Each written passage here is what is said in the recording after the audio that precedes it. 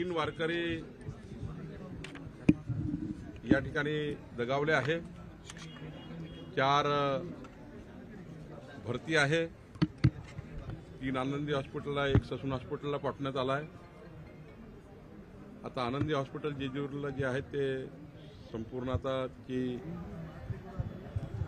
जी doctor Kakade यांनी काळजी घेतलेली आहे, प्रशासनाने काळजी घेतली आहे आणि सर्व चांगले होतील अशी या ठिकाणी व्यवस्था आहे। ससून हॉस्पिटलला एक जे आहे त्यांनाही तिथे पाठवलेलं आहे।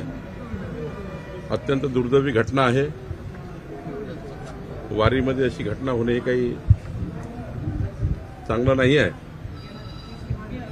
घटनेची चौकशी करू, पण आता आम्ही सांगितलेलं आहे की जे काही या ठिकाणी ॲडमिट आहे त्यांना संपूर्ण त्यांची व्यवस्था शासन करेल।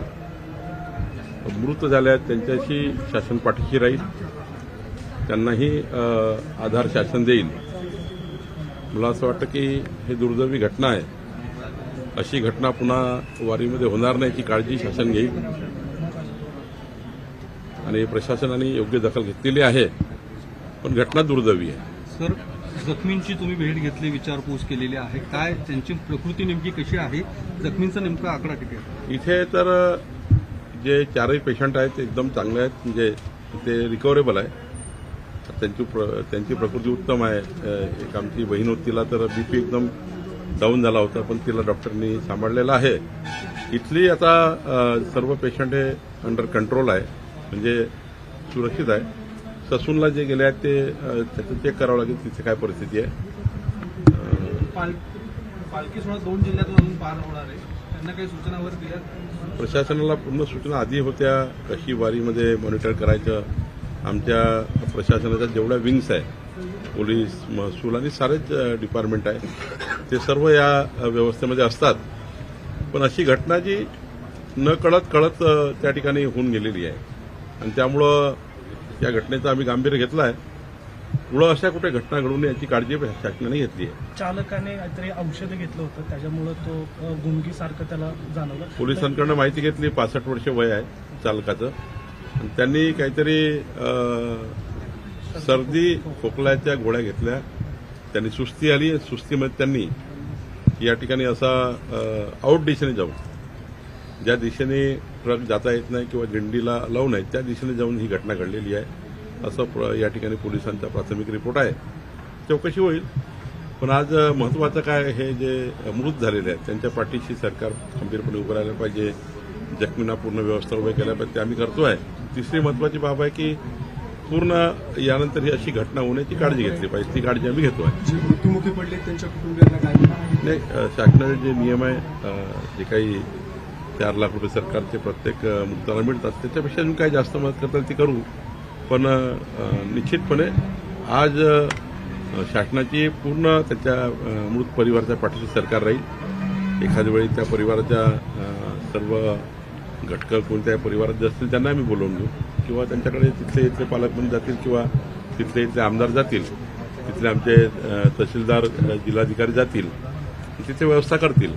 सांगलीचे जिल्हाधिकारी, प्रांत आणि तिथले जे काही आमचं टीम आहे ती जाईल, आमचे तिथले आमदार, खासदार जातील किंवा मंत्री जातील, लोकप्रतिनिधी जातील, तर सोबत प्रशासनही जाईल आणि प्रशासन योग्य ती मदत करेल। माझं मुख्यमंत्री महोदयाशी चर्चा झाली आहे, मुख्यमंत्री महोदयांनी तसे आदेश दिलेले आहेत, पण दुर्दैव आहे अशी घटना घडली। कोणत्या भागातील वारकरी आहेत? सांगलीमधले आहे, काही नांदेडमधले आहेत, वेगवेगळ्या ठिकाणचे आहेत, त्यामुळं त्याची काळजी सरकार घेईल।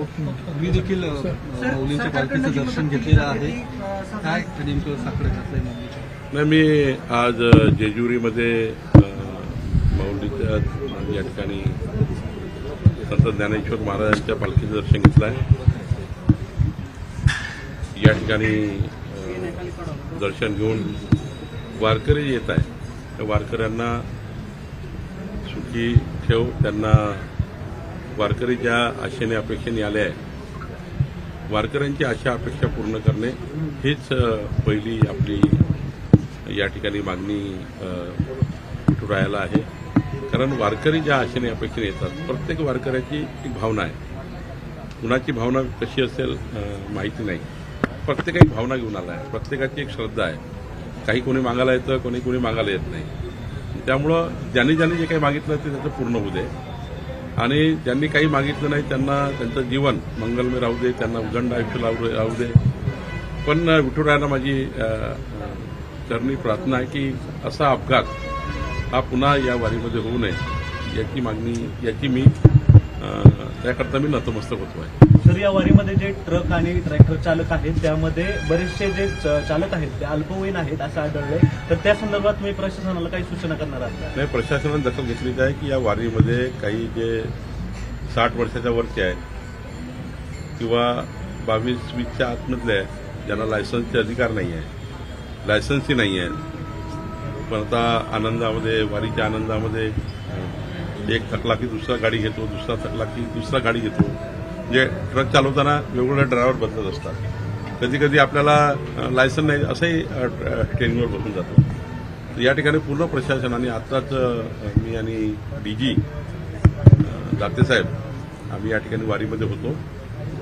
डीजी स्वतः या ठिकाणी आले आहेत, इथले SP गिल आहेत ते आले आहेत आणि डीजी सुद्धा आता वारीमध्ये आहेत. त्यामुळं पूर्ण त्यांनी प्रशासनाला सूचना दिली आहे की अल्पवयीन ड्रायव्हर नको आहे, 60 वर्षाच्या वरचा त्या ठिकाणी त्याला कंट्रोल करता येत नाही व्हेकल, तसे लोक नको आहेत अशा सूचना डीजीनी दिलेल्या आहेत, माझ्या समक्षच दिल्या आहेत आणि डीजी माझ्यासोबत आतापर्यंत होते, ते सुद्धा या वारीला मॉनिटर करतायत. बद्दल झालं पण ट्रक आणि गाड्या ज्या असतात त्या पण जरा जास्त 15 वर्षाच्या पुढील आहेत, ट्रॅक्टरही 15 वर्षाच्या पुढील आहेत. त्या संदर्भात काही निर्णय घेतला? तेच आता डीजीनी माझ्या समक्षच सांगितलं पूर्ण प्रशासनाला वायरलेसवर की आपण चेक करा की कुठे अल्पवयीन आहे का, कुठे एखादं ट्रॅक्टर त्या ठिकाणी ब्रेक फिरवू शकतं का किंवा हे चेक करा. पण बऱ्यापैकी मॉनिटर आता सुरू झालेलं आहे. आता गुंगीचं औषध रात्री घेतलं किंवा खोकल्याचं किंवा तापाचं औषध घेतलं, त्यामुळे त्यांचं म्हणणं आहे त्या ड्रायव्हरचं की मला गुंगी आली माझ्या हात नाही झालं. बघू ते पूर्ण चौकशी करू. आज काही अंतिम निष्कर्ष आपण जाणं काही योग्य नाही, पण तिथे ड्रायव्हर किती वय होतं, त्यांनी गुंगीची औषध खरंच घेतली होती का, कुठलं त्या ठिकाणी अजून काही तपासामध्ये येईल ते पाहू.